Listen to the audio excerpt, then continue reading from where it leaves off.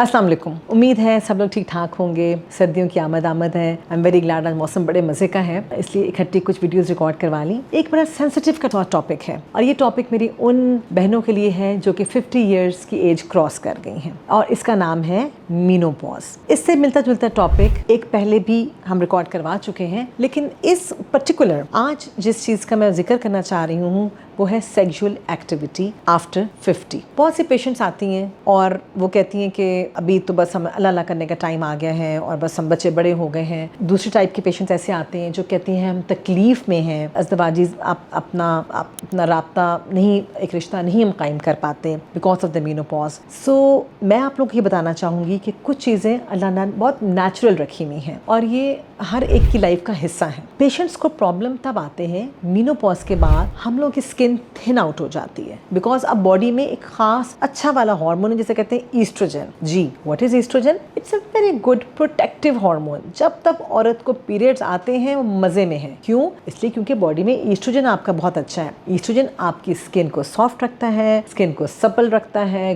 Glow रहता है, आपको हार्ट को प्रोटेक्ट करता है और पूरी बॉडी में आपके जो सेल्स हैं उस लेवल पे जाके एक्ट करता है, हेल्दी रखता है। जहां हुई ईस्ट्रोजन की डेफिशिएंसी यानी कि मीनोपॉज के बाद आपकी स्किन थिन आउट हो जाती है। आपने देखा होगा बुजुर्ग लोगों में कितनी बारीक थिन हो जाती है, रिंकलिंग हो जाना, इवन के अंदर की जो नसें हैं हमारी, वेन्स जिनको कहते हैं, वो नजर आना शुरू हो जाती है नीले रंग की बहुत इजीली। अब ये जो स्किन की थिनिंग है ना जी, ये सिर्फ ऊपर से नहीं है, ये अंदर की भी थिनिंग है। कहाँ कहाँ की? मसाने की और वेजाइनल वॉल्स की थिनिंग हो जाती है। अब जब मसाना आपका थिन हो जाएगा या उसकी दीवारें बहुत पतली हो जाएंगी तो नुकसान क्या होता है? बार बार यूरिनरी इन्फेक्शंस होते हैं। जब यूरिनरी इन्फेक्शंस होते हैं, पेशेंट्स पानी भी कम पीते हैं डर के मारे कि कहीं पेशाब हमें आएगा, तकलीफ दे होगा, और इस तरह होता यह है कि एक साइकिल बन जाती है। हम डर के मारे पानी कम पीते हैं, उधर से आपके मसाने को पानी चाहिए, उस पानी नहीं पहुंचता, यूरिन कम आता है, जितना आता है वो शदीद जल के आता है। नंबर 1। सेकेंडली, जब वेजाइनल वॉल्स थिन आउट हो जाती हैं तो क्या होता है? इन्फेक्शंस। इसे कहते हैं एट्रोफिक वेजिनाइटिस,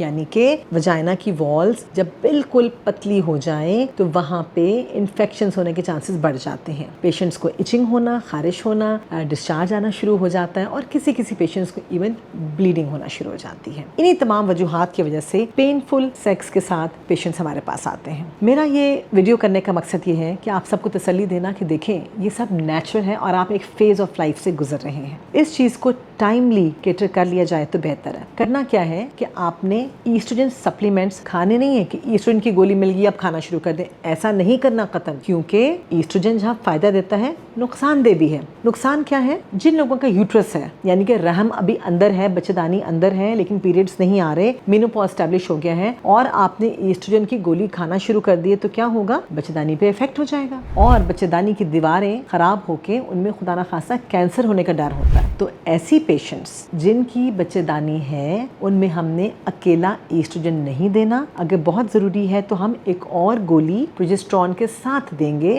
ताकि उनके ऊपर ईस्ट्रोजन का खाली इफेक्ट ना हो। लेकिन ऐसी सूरत में ब्लीडिंग होने के चांसेस हैं कि जिस तरह माहवारी आती है। तो इनिशियली जिन लोगों को पीरियड्स बंद होते हैं और जो बहुत ज़्यादा अच्छी से सफ़र कर रहे होते हैं, ठंडे गर्म पसीने जिन्हें हॉट फ्लैशेस कहते हैं, दिल का घबराना, रात को दिल चाहे कि बस घर से बाहर निकल जाने, यानी कोई खिड़की कोई खोल दे, इन तमाम चीज़ों में हम इस किस्म की दवाइयाँ दे सकते हैं जिसे हम HRT कहते हैं, हार्मोन रिप्लेसमेंट थेरेपी। लेकिन उसमें चांसेस होते हैं कि महीने के महीने ब्लीडिंग शुरू हो जाए। सेकेंडली, जिस तरह मैंने बताया कि पेनफुल सेक्स, इसके लिए there are medicines which are available. Estrogen creams या ईस्ट्रोजन जेल जो है बाजू पे लगाई जाती है डेली बेसिस के ऊपर, वहां से एब्जॉर्ब होती है और लाइनिंग को बेहतर करती है। एंड इसी के तरह की क्रीम्स आती हैं। अनफॉर्चुनेटली ये क्रीम्स इजीली अवेलेबल नहीं है क्योंकि इंपोर्टेड आइटम है, ओवर द काउंटर इजीली नहीं मिलता, लेकिन विद डॉक्टर्स प्रिस्क्रिप्शन और डॉक्टर्स आपको बताएंगे कि कहाँ से मिलती है। You can get those creams and you can apply it inside. In creams का फायदा ना सिर्फ वेजाइनल वॉल्स पे है बल्कि आपको यूरिनरी ट्रैक के ऊपर भी, वहां पे भी इफेक्टिव होगा। So all my dear girls जो कि मीनोपॉजल, पेरीमीनोपॉजल या पोस्ट मीनोपॉजल हैं और जो कि इस किस्म की प्रॉब्लम फेस कर रहे हैं, परेशान ना हो। You are passing through a certain difficult phase of life. इसको आपने एडजस्ट करना है लाइफस्टाइल मॉडिफिकेशन से, एक्सरसाइज से, गुड फूड,